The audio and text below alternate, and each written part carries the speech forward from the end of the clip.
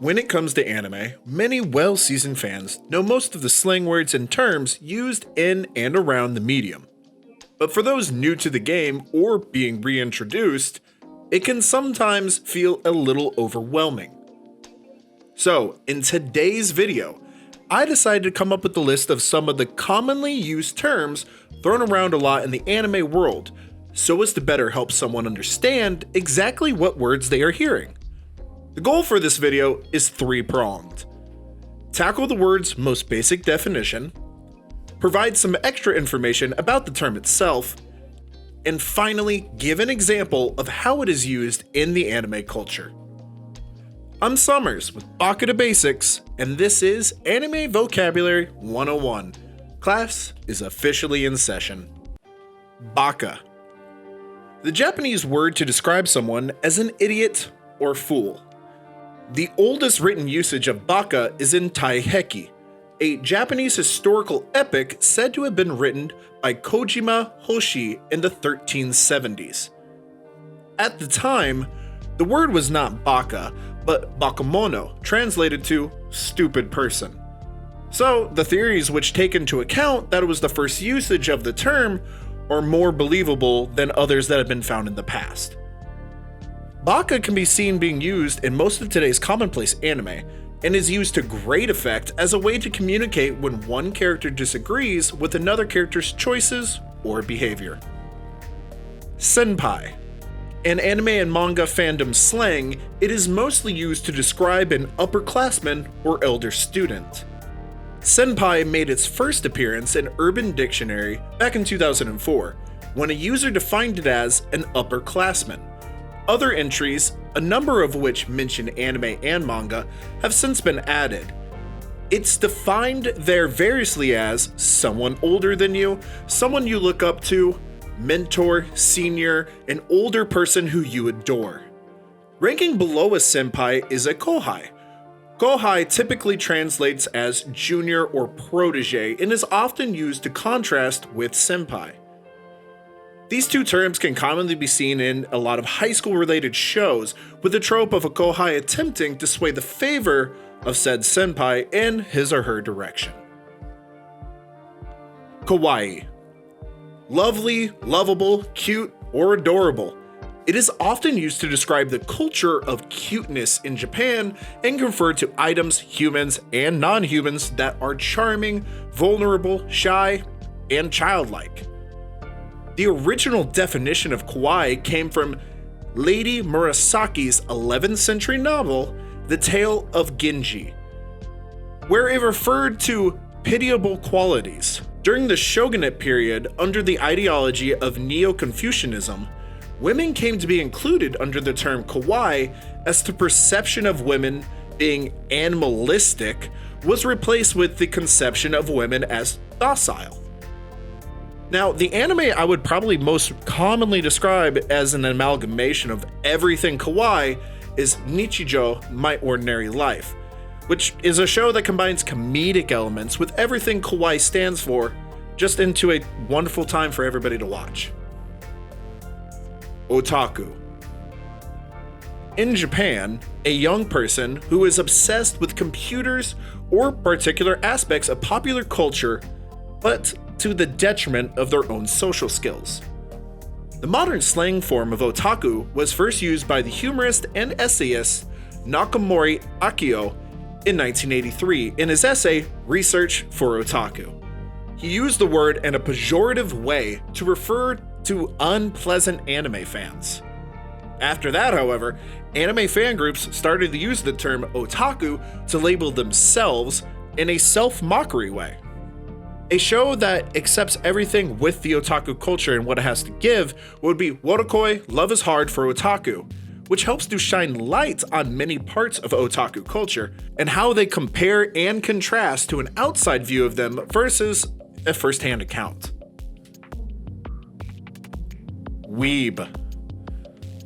A weeb is a derisive term for a non-Japanese person who is so obsessed with Japanese culture that they wish they were actually Japanese. Now, weeb is a short term for weeaboo, a term first used by users of 4chan to insult these obsessive fans of Japanese culture. A nonsense word, weeaboo has been used since the early 2000s, almost as long as 4chan itself has existed. The shortened weeb, however, mostly became a popular term in the early 2010s thanks to its usage on sites such as Twitter. Seiichi Junrei, or pilgrimage. Now, this is a sort of tourist dream, where you visit real-life sites depicted in anime, games, manga, and other forms of otaku culture. The term originated from ancient religious practices, but in this tense, it is mostly used in Japanese otaku circles, relating these anime-related locations to that of sacred sites one must visit across Japan. I'm gonna make sure I pronounce this one right, so I don't want to fuck it up. Ikemen. The term most associated with cool and good-looking men. The concept of ikemen has been developed for various Japanese dramas such as Ikemen Desu Ni and Korean dramas such as Winter Sonata and Stairway to Heaven. Unlike popular men in American culture, who are popular due to their outstanding physical and personal attributes, ikemen often focus on feminine qualities that balance out masculine qualities of a good-looking man. Ikemen in Korean and Japanese dramas are showcased as having patience, gentleness, and the ability to self-sacrifice for the women they love while also being able to express a wide range of human emotion. These traits are seen as desirable as Japanese culture finds clever, self-centered, and larger-than-life figures to be both intimidating and appealing. The use of the ikemen style is very apparent in anime such as Free, Iwotobi Swim Club, and Katsugeki Touken Ranbu. Maho. Magic, sorcery, and witchcraft. One who uses maho refers to one that uses miracles of sorts. Another term commonly associated would be majutsu, which refers to someone who attempts to reproduce miracles rather than produce them themselves, with possibly the most popular form of these terms being that of maho shoujo, or the magical girl trope, which has had a strong place in anime for decades. Tensai. Used to describe someone as a genius, a person with overflowing gifts and talents. The first usage of the term that I ever saw personally was that of by Sakuragi Hanamichi in Slam Dunk. He calls himself a tensai over and over because of his own self-imposed God-gifted talents, mixed with a slight bit of full-headedness. Sensei. In its most basic sense, sensei is a covers-all Japanese word for teacher. This applies to teachers from grade school level up to university professors. It also includes instructors, such as a dance instructor and training instructors at a karate dojo or martial arts school. It is literally translated as person born before another, or one who comes before. Some of the most popular senseis in anime history would include Eikichi Onizuka from Great Teacher Onizuka, Katake Kakashi from the Naruto franchise, and the ever-immortal Koro Sensei from Assassination Classroom. Yokai. A class of supernatural entities and spirits in Japanese folklore.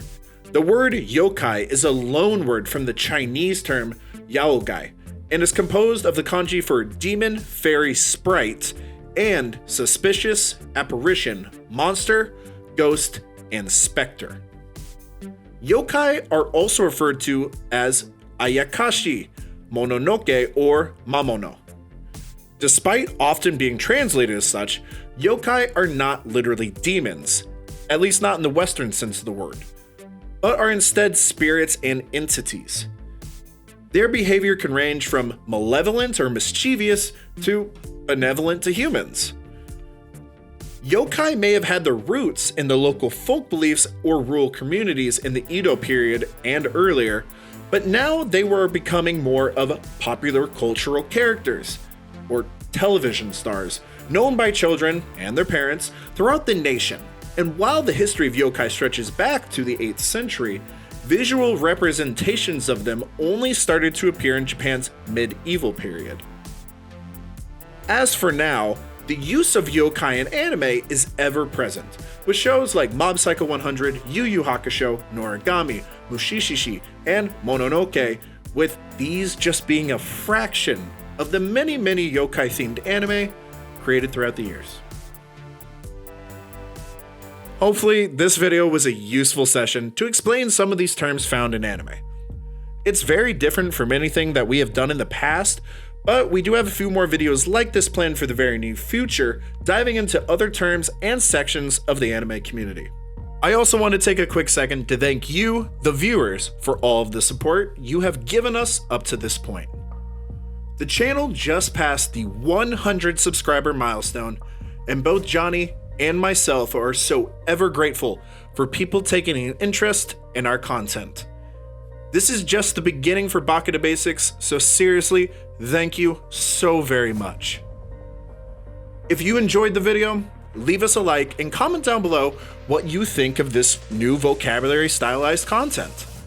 If you're new to the channel, think about subscribing for more Baka Basics content in the future. It really does help us out a lot. I've been Summers with Baka Basics, and I'll see you the next time class is in session.